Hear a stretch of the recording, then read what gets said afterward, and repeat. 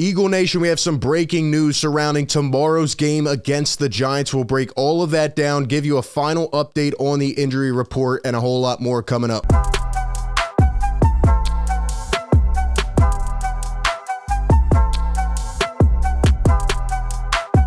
What is going on, everybody? RB here. Welcome into A to Z Philly, your number one home for Eagles coverage. If you have not yet, be sure to subscribe by hitting that red button down below and hit the like button. Push this video out, share it around to another Eagles fan. Get the word out about A to Z Philly as we prepare for our debut show tomorrow. Halftime live and post-game live right here on the YouTube channel. Eagles and Giants coming up. I cannot wait to see how that shapes out. But for today, leading up to tomorrow's game, we do have some news to dive into.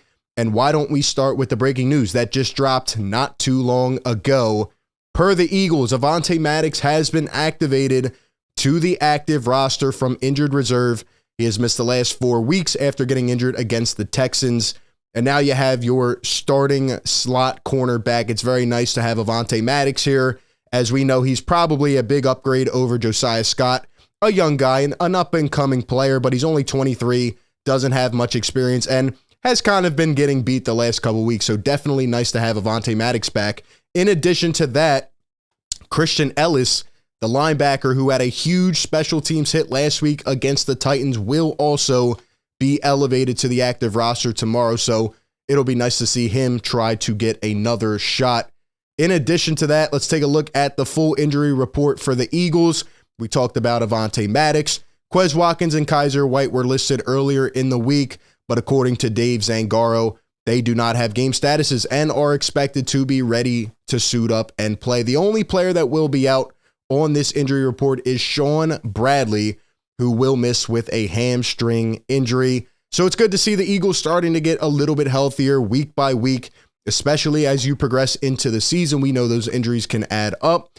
And for example, they got back Jordan Davis last week. That was a huge addition in the run game, and he had a really good game against the Tennessee Titans. But speaking of injuries, we have to now flip to the other side because the big news going on here is what is going to happen with Saquon Barkley. We started to hear some whispers throughout the week, some quotes, but now they're saying Saquon Barkley is up in the air. He is questionable to play against the Eagles tomorrow, and if he does not suit up, it completely changes the game plan and really just the energy of the entire game. But let's dive into what has been said about Saquon Barkley in the last couple days. So according to Adam Schefter, the Giants are listing Saquon Barkley as questionable for Sunday versus the Eagles due to a neck injury. Now, here's a quote from Brian Daboll a couple days ago about Saquon and his status. He said, it's week 14 and he is, quote, sore. And he was non-committal. This was yesterday, actually, and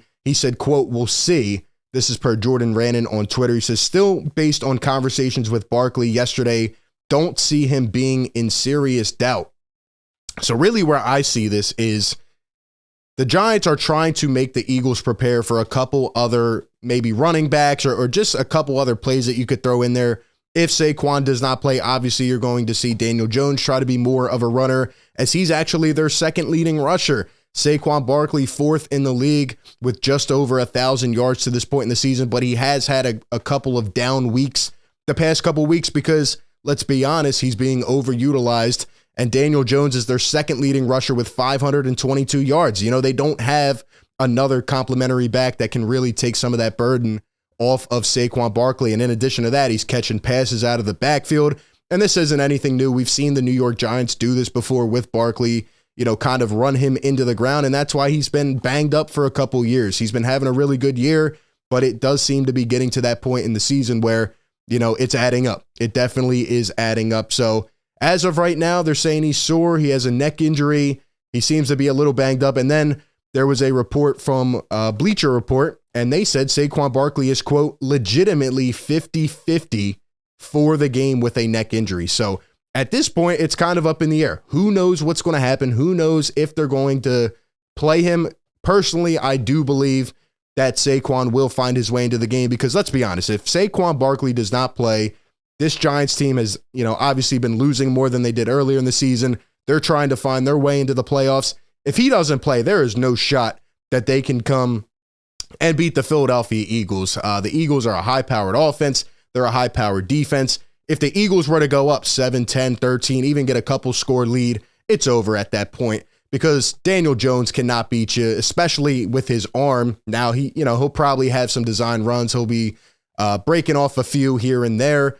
But late in the game, Daniel Jones is not going to be able to win the game with his arm. The Eagles defense has been stellar this year, and the Eagles are going to bring, the attack. What they need to do is throw some heavy pressure at him early, get him uncomfortable, because we know Daniel Jones is a guy that can get in rhythm, but at the end of the day, if you make him uncomfortable, I don't see any way that this Eagles defense is going to let up more than 20 to 25 points against this Giants team. The Giants haven't even scored 30 points all year, and if Saquon isn't in the game, there's just no way they're going to be able to get any rhythm on offense. You look at the numbers, and this is from Brandon Lee Gouton on Twitter. Saquon has accounted for 60% of the Giants' yardage and 31% of their offensive touchdowns. He's literally almost their entire offense. And if Daniel Jones doesn't have his main weapon, he's going to have to rely on the receivers, and their leading receiver is Darius Slayton.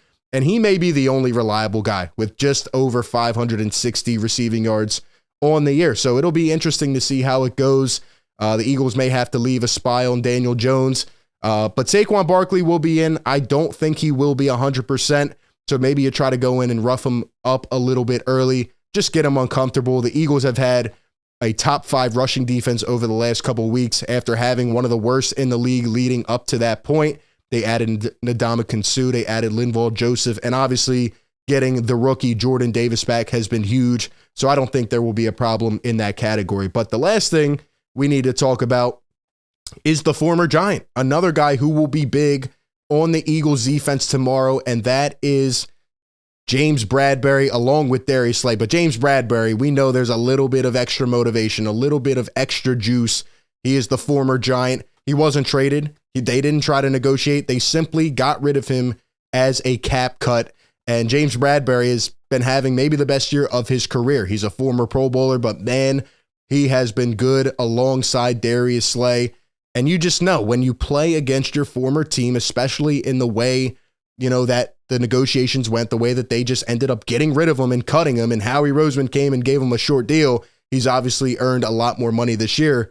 Bradberry is going to have some extra juice tomorrow, and I think he could definitely pull off an interception. If I had to pick maybe an under-the-radar player that I think is going to stand out, I think for sure it is James Bradberry. It'll be nice to see him go up against his former team. He still doesn't know. Even Darius Slay has commented on the matter earlier this year as to why the Giants didn't try to bring him back, or at least make a harder push to try to bring him back. But it'll definitely be interesting to see how it goes. I think the Eagles have a really good shot to win this game. You never know with a divisional opponent, but as long as you come out and stick to your identity and Jalen Hurts continues this crazy run that he is on right now, I think the Eagles should be able to get it done. But let me know all your thoughts. Give me your predictions and your standouts down below. Appreciate everybody tuning in. Again, be sure to tune in tomorrow at halftime and after the game as we break it all down. With that being said, appreciate everybody, and I will catch you all on the next one. Peace.